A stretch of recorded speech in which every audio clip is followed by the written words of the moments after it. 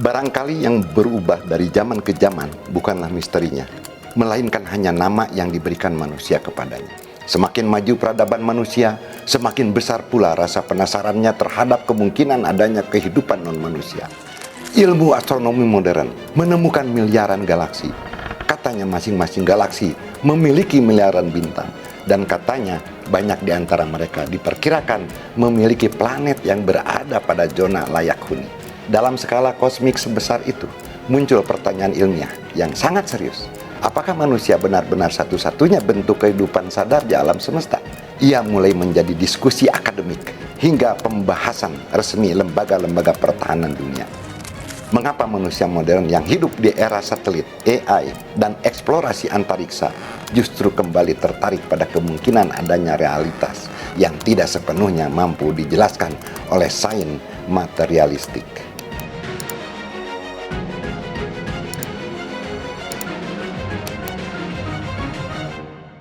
Belum lama ini, fenomena UFO kembali menjadi pembicaraan serius dunia. Istilahnya bahkan mulai diubah. Bukan lagi UFO, melainkan UAP.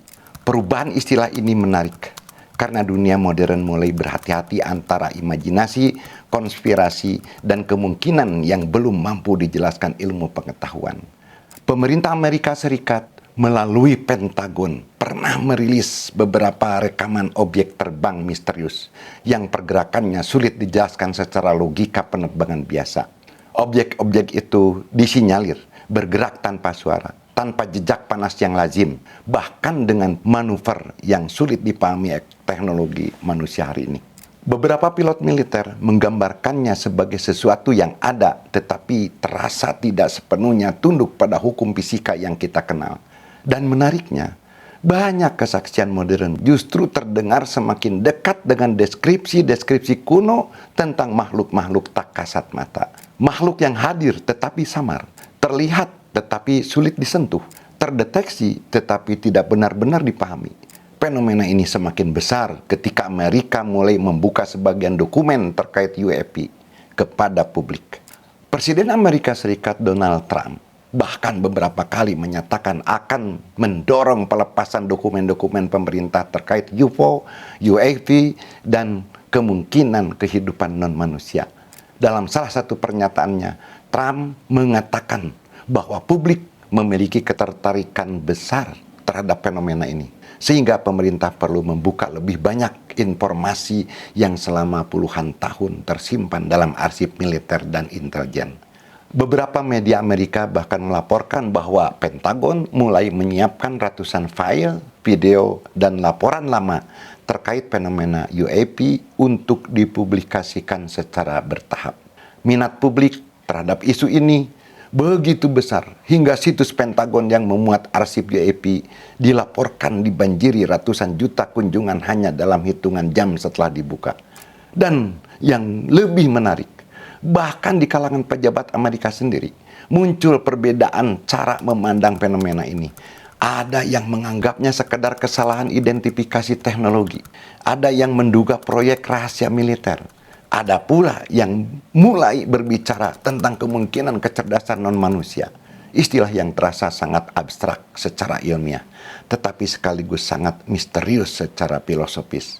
Namun sampai hari ini, bahkan Pentagon sendiri belum mampu memberikan jawaban mutlak. Sebagian kasus berhasil dijelaskan sebagai drone, balon, anomali sensor, atau fenomena alam. Tetapi sebagian lainnya tetap berada dalam kategori belum terpecahkan.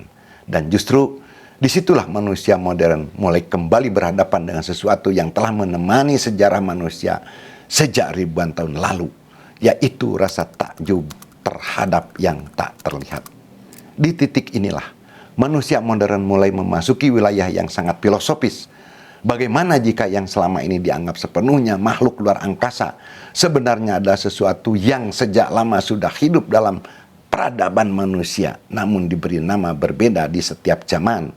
Tentu ini bukan kesimpulan, bukan pula ajakan untuk mempercayai teori tertentu, melainkan sebuah renungan intelektual bahwa manusia mungkin sedang mencoba memahami misteri lama dengan bahasa modern. Dalam Islam, Al-Quran berbicara tentang makhluk bernama jin. Makhluk yang hidup berdampingan dengan manusia, tetapi berada pada lapisan realitas yang berbeda. Dalam banyak riwayat tafsir klasik, para ulama juga membahas bahwa sebelum Nabi Adam diciptakan sebagai khalifah di bumi, sudah ada makhluk lain yang menghuni bumi, yaitu bangsa jin. Sebagian asar dan penjelasan ulama menyebut mereka pernah membuat kerusakan dan pertumpahan darah. Sehingga ketika Allah menyampaikan kepada malaikat tentang penciptaan manusia sebagai khalifah, malaikat bertanya, qalu ataj'alu fiha ma yufsidu fiha wa yasfikud dima'a. Apakah engkau hendak menjadikan di sana makhluk yang akan membuat kerusakan dan menumpahkan darah? Di dalam Al-Quran surat Al-Baqarah ayat 30. Dalam Islam sendiri, jin bukan sekedar simbol mitologi, tetapi bagian dari realitas gaib yang diyakini keberadaannya sampai akhir zaman. Dalam tradisi Israiliyat dan literatur Yahudi kuno, sebelum manusia pertama diciptakan juga dikenal kisah tentang makhluk-makhluk spiritual dan ras purba. Ada narasi tentang para malaikat yang jatuh, bangsa raksasa seperti Nephilim, hingga makhluk-makhluk awal yang menghuni bumi sebelum tatanan manusia sempurna terbentuk. Beberapa kisah mistik Yahudi bahkan menyebut figur seperti Lilith sebagai entitas sebelum Hawa dalam tradisi tertentu, meskipun tidak diakui sebagai ajaran resmi dalam kitab suci utama. Tradisi-tradisi ini menunjukkan bahwa banyak peradaban kuno memiliki gagasan tentang dunia sebelum manusia. Sebuah fase kosmik yang dipenuhi makhluk non-manusia dan realitas spiritual. Sementara itu, dalam berbagai mitologi kuno dunia, konsep makhluk sebelum manusia juga terus muncul dengan nama dan bentuk yang berbeda-beda. Dalam mitologi Mesopotamia, dikenal bangsa dewa dan makhluk purba seperti Anunnaki. Dalam mitologi Yunani, ada para titan yang hidup sebelum era manusia. Di tradisi Nordik, terdapat raksasa primordial seperti Ymir. Sedangkan dalam kosmologi timur kuno, sering muncul roh, naga langit, atau entitas penjaga dunia sebelum peradaban manusia dimulai. Menariknya, hampir semua tradisi besar manusia menyimpan memori kolektif tentang adanya penghuni sebelum manusia. Seolah manusia sejak dahulu merasa bahwa realitas ini tidak pernah hanya dihuni oleh satu jenis makhluk saja. A'udzubillahi minasyaitonirrajim. Innahu yarakum huwa wa qabiluhu min haitsu la tarawnahu. Sesungguhnya ia dan pengikut-pengikutnya melihat kamu dari sesuatu tempat yang kamu tidak bisa melihat mereka. Surat Al-A'raf ayat 27. Apakah ini sekedar metafora spiritual? Atau petunjuk bahwa tidak semua bentuk kehidupan memiliki struktur kehidupan seperti manusia? Lalu Asy-Syura ayat 29. A'udzubillahi minasyaitonirrajim. Wa min ayati khalqus samawati wal ard wa ma bassa fihima min dabbah. Dan di antara tanda-tanda kekuasaannya ialah penciptaan langit dan bumi dan makhluk-makhluk yang Dia sebarkan pada keduanya. Tentu ayat ini tidak secara eksplisit berbicara tentang alien, namun menarik untuk direnungkan. Mengapa kita berusia ribuan tahun sudah membuka kemungkinan tentang peradaban makhluk lain di luar dunia manusia? Di dalam surat Al-Isra ayat 85. Wa ma utitum minal ilmi illa qalila. Dan tidaklah kamu diberi pengetahuan melainkan sedikit. Ayat ini sering menjadi bahan renungan para pemikir bahwa mungkin ada bentuk kehidupan yang tidak tunduk sepenuhnya pada keterbatasan persepsi manusia, termasuk cocokologi belaka.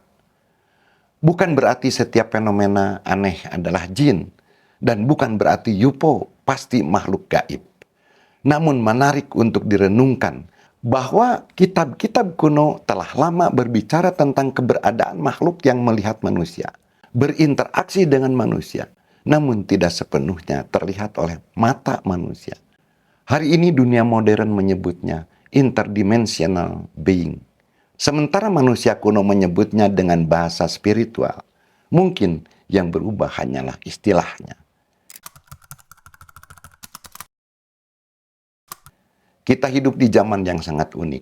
Teknologi berkembang begitu cepat. Manusia mampu melihat galaksi jauh, mampu mengirim mesin ke planet lain, mampu menciptakan kecerdasan buatan untuk melacak dan mengamati apa yang ada di luar bumi. Karena di saat yang sama, manusia modern justru mengalami krisis makna. Semakin maju teknologi, semakin besar pula rasa hampa yang dirasakan sebagai manusia. Dan ketika dunia terasa terlalu material, manusia mulai kembali mencari sesuatu yang lebih besar dari dirinya. Misteri, makna, dan dimensi spiritual. Karena pada akhirnya, manusia bukan hanya makhluk yang ingin mengetahui cara dunia bekerja. Manusia juga ingin tahu mengapa ia ada di dunia. Mungkin itu sebabnya fenomena UFO dan alien begitu mudah menarik perhatian zaman ini. Ia bukan sekedar tentang makhluk luar angkasa, tetapi tentang kegelisahan manusia modern, tentang rasa bahwa teknologi belum mampu menjawab seluruh pertanyaan batin manusia, tentang ketakutan bahwa dunia ini lebih misterius daripada yang selama ini kita kira, dan tentang kemungkinan bahwa realitas jauh lebih luas dibanding apa yang mampu ditangkap oleh indera manusia. Karena itu, video ini bukan untuk mengajak percaya secara buta. Bukan pula untuk membenarkan semua teori konspirasi dunia. Bukan juga dimaksudkan menyebarluaskan opini pribadi yang dicocokologikan demi sebuah tontonan menarik tanpa pertanggungjawaban. Melainkan hanya untuk mengingatkan bahwa manusia harus tetap berendah hati di depan semesta. Bahwa ilmu pengetahuan terus berkembang, bahwa banyak hal belum kita pahami, dan bahwa keterbatasan manusia adalah bagian dari hakikat manusia itu sendiri. Semoga di tengah dunia yang semakin dipenuhi propaganda, banjir informasi, ketakutan massal, dan permainan persepsi ini, manusia tetap mampu menjaga kejernihan berpikirnya. Karena di zaman modern, manusia bukan hanya berhadapan dengan perang fisik, tetapi juga perang narasi, perang opini, perang untuk mempengaruhi cara manusia memandang realitas. Di era algoritma, ketakutan dapat disebarkan lebih cepat daripada kebenaran. Sensasi dapat mengalahkan kedalaman, dan ilusi dapat terlihat lebih meyakinkan dibanding kenyataan. Manusia modern hidup dalam dunia di mana batas antara fakta, hiburan, rekayasa, dan manipulasi semakin sulit dibedakan. Maka mungkin tantangan terbesar manusia hari ini bukan sekedar mencari jawaban, melainkan menjaga kesadaran agar tidak tenggelam dalam kebisingan dunia. Semoga kita tidak menjadi generasi yang terlalu cepat percaya pada segala sesuatu, tetapi juga tidak menjadi generasi yang terlalu sombong untuk mengakui bahwa masih banyak hal di alam semesta yang belum mampu dipahami manusia. Karena sejarah telah berkali-kali mengajarkan setiap peradaban yang merasa dirinya telah memahami segalanya, justru seringkali sedang mendekati batas kebutaannya sendiri. Ilmu pengetahuan modern telah membawa manusia mencapai hal-hal luar biasa.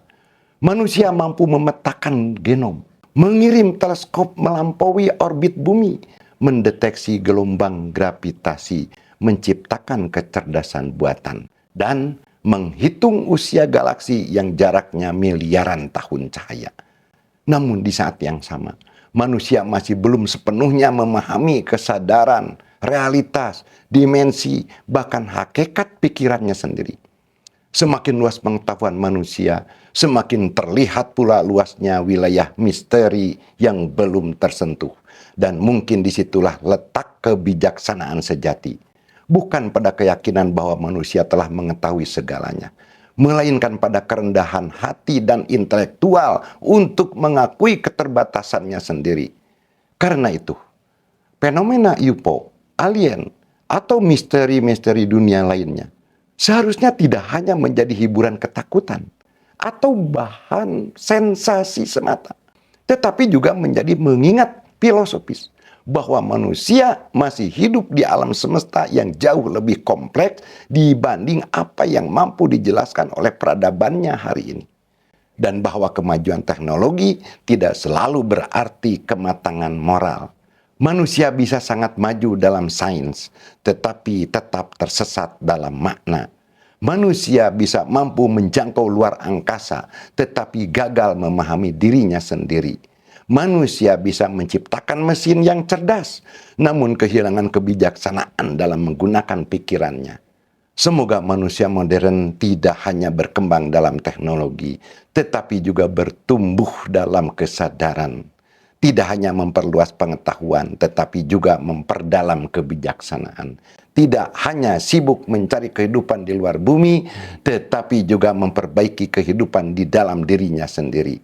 Karena mungkin bahaya terbesar dunia bukanlah makhluk asing yang datang dari langit, melainkan manusia yang kehilangan arah moral, kehilangan makna spiritual, lalu menciptakan kegelapannya sendiri di atas bumi yang telah diwariskan kepadanya. Dan mungkin di tengah seluruh misteri tentang langit, alien, dan dunia tak terlihat, pertanyaan terpentingnya tetaplah, apakah manusia modern masih cukup bijak untuk membedakan antara rasa ingin tahu yang membawa pada kebenaran dan rasa penasaran? Ataukah menjerumuskannya pada ketakutan serta ilusi? Bahaya terbesar dunia bukanlah makhluk asing yang datang dari langit, melainkan manusia yang kehilangan arah, lalu menciptakan kegelapannya sendiri.